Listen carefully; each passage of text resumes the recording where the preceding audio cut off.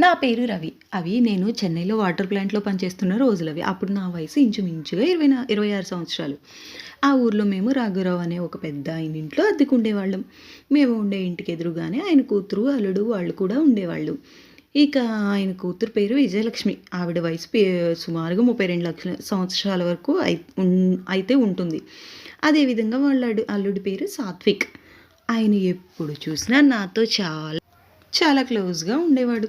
దాంతో నేను బాబాయ్ అని పిలుస్తా ఉండేవాడిని. ఇంక నాకు మరియు సాత్విక్ బాబాయ్ ఇద్దరికీ కూడా సురేష్ అనే వ్యక్తి కామన్ చుట్టంగా అయితే ఉండేవాడు. కానీ అతనికి ఇంకా పెళ్లి కాలేదు. దాంతో మాకు తెలిసిన వాళ్ళ తరపున అతనికి ఒక సంబంధం కూడా చూసి పెట్టాము.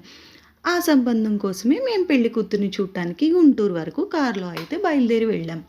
నాతో పాటుగా బాబాయ్ గారు, ఆయన భార్య అయిన విజయలక్ష్మి గారు కూడా నాతో పాటుగానే పెళ్ళికి అయితే వచ్చారు. అదేవిధంగా అతని అన్నయ్య ఇద్దరొక్కలు కూడా అదే కారులో మాతో పాటుగానే బయలుదేరారు. అలా బయలుదేరిన మేము కారులో కూర్చోవడానికి ప్లేస్ సరిపోకపోవడంతో నేను బాబాయ్, విజయలక్ష్మి పిన్ని, అదేవిధంగా పెళ్ళికొడుకు కారు వెనుక భాగాన చాలా ఇరుగ్గా అయితే కూర్చున్నాం. దాంతో అలా కాస్త దూరంగా వెళ్ళిన తర్వాత బాబాయ్ ముందుకు జరిగి అయితే కూర్చున్నాడు. అలా వెళ్తున్న కారులో నాకు కాసేపటికే నిద్ర పట్టడంతో నా తల లక్ష్మి పిన్ని భుజంపై అయితే పడింది. అయితే ఆవిడ మాత్రం నన్ను ఏమీ కూడా అనలేదు.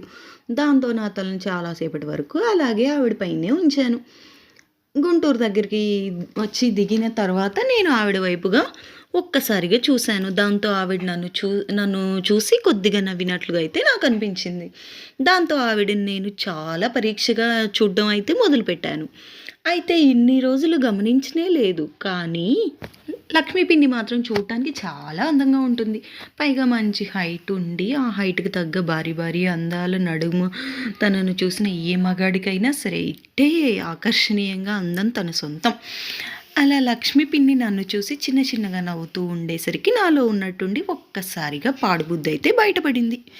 ఈ పెళ్ళి అయ్యేలోపు ఎలాగైనా సరే నేను లక్ష్మీ పిన్నితో ఒక్కసారైనా ఆ కార్యక్రమాన్ని పూర్తి చేయాలని నా మనసులో అయితే పడిపోయింది.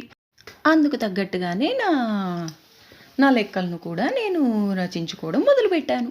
అయితే అక్కడ జరుగుతున్న ఆ పెళ్లి హడావిడిలో నేను మొత్తం తన వెనకాలే తిరుగుతూ ఉండేవాడిని. అయితే లక్ష్మీ పిన్ని మాత్రం ఆ విషయం తనకు తెలిసినా కూడా ఏమీ తెలియదు అన్నట్లుగా నటిస్తూ కావాలని నన్ను వెనకాల కుక్క పిల్లలా తిప్పుకుని ఆట పట్టిస్తూ ఉండేది. ఈలోగా పెళ్లి తతంగం ముగియడంతో అందరం కలిసి తిరుగు ప్రయాణంకి అయితే బయలుదేరాం. అలా మేము బయలుదేరిన కొద్దిసేపటికే నేను మరలా కావాలని లక్ష్మీ పిన్నిపై నిద్రపోతున్నట్లుగా వాలిపోసాగాను.